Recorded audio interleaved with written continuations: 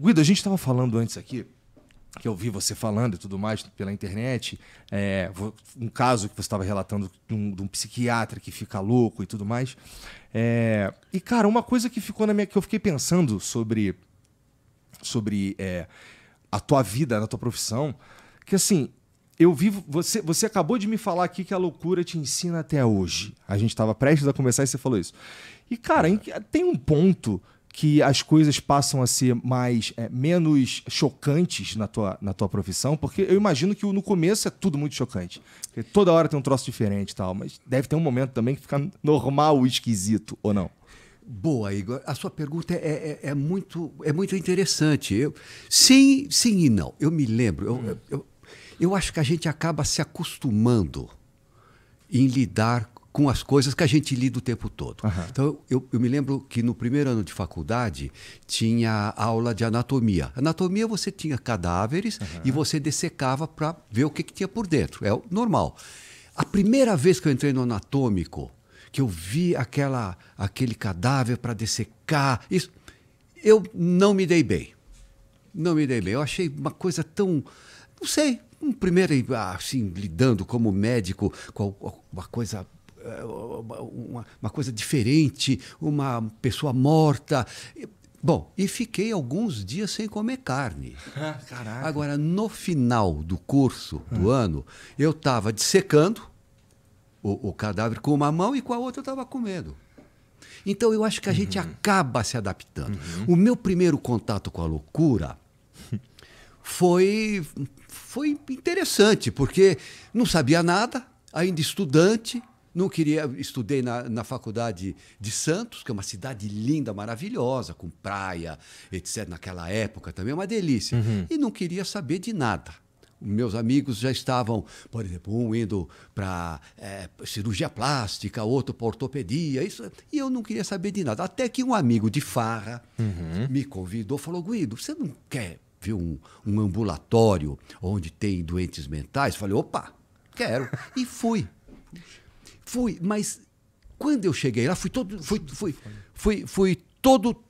de branco.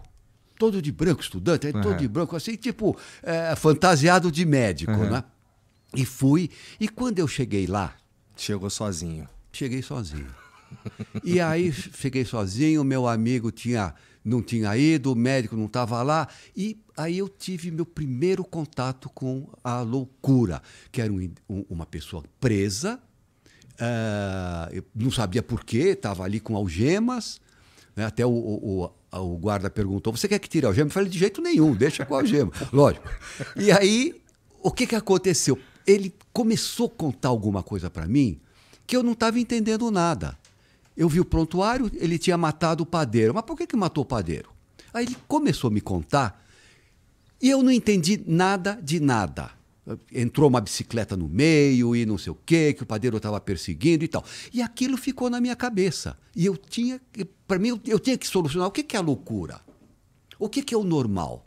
E assim começou a minha vida na psiquiatria. Aí fui para um único hospital. Cara, então você já começou lidando com a loucura de um cara que estava preso porque matou pessoas. Não é uma... Eu não sei se normalmente é assim que as pessoas lidam com a primeiro contato, não é. Os psiquiatras e tal. Não é. Não é. Para mim foi, graças a Deus. Eu me sinto puro. Isso moldou tua vida, né? Eu me sinto, viu, Igor? Eu me sinto puro desde o início de lidar com essa parte da psiquiatria. Eu não sou clínico, não sei clinicar, não sei dar remédio, não é a minha. Isso é uma outra área. Bom, aí eu entrei pela primeira vez num sanatório, num hospital de doentes mentais. Quando eu entrei também foi uma sensação horrorosa.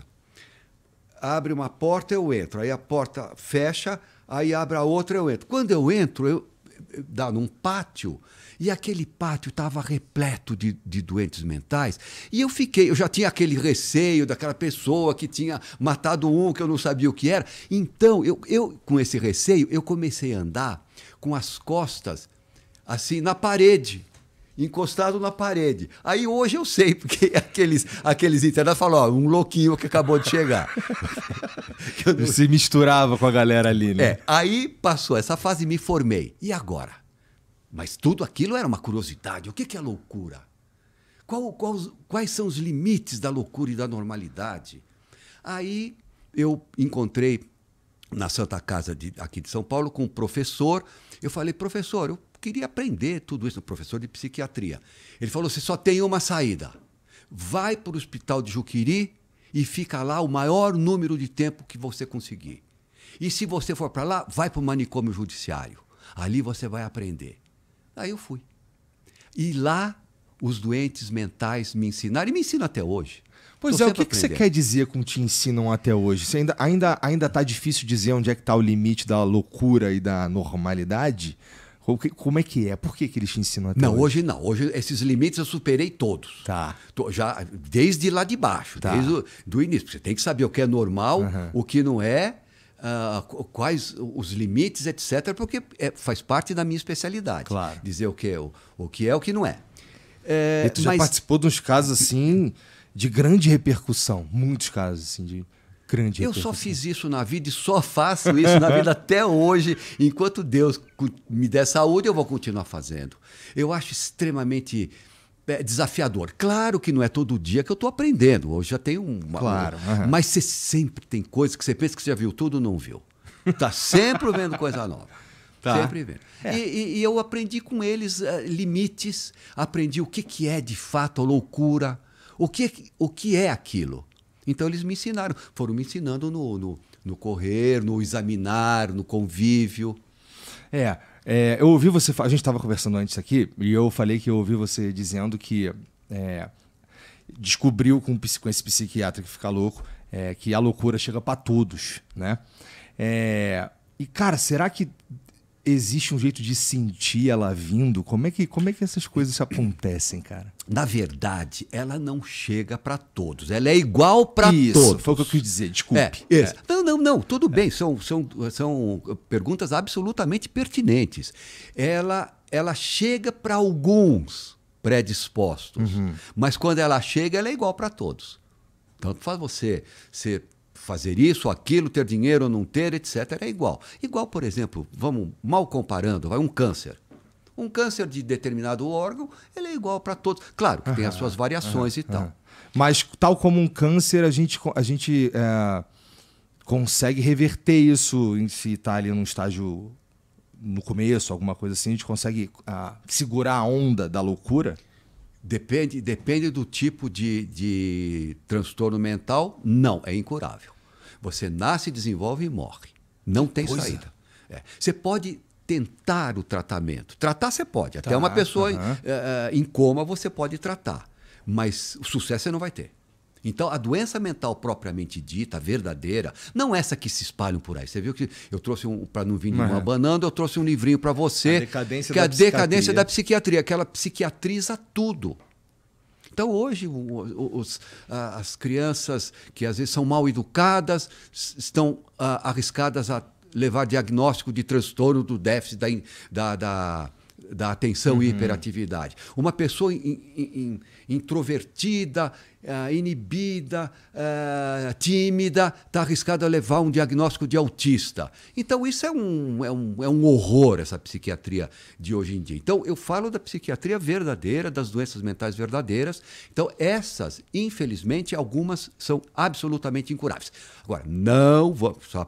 Eu acho isso importante. Não vamos confundir doença mental com uma tristeza, com um aborrecimento, com uma neura qualquer. Isso aí é outra coisa. Isso não é doença mental. Pode, no máximo, ser uma perturbação da saúde mental. Para ser bem rigoroso, Igor. Na tua linha de trabalho, Guido, quais são as doenças mentais que mais surgem? Bom, é uma boa pergunta. Tem um pouco de tudo, mas você tem alcoolismos crônicos graves. Isso entra Não é aquela pessoa que toma um drink à noite ou alguém que bebe habitualmente. Beber habitual é normal, é comum. Isso não tem nenhum tipo de doença. Agora, o alcoolismo crônico grave é aquele que a pessoa trocou a vida pelo álcool. Então levanta de manhã, se não beber, treme. Já não trabalha, já perdeu tudo.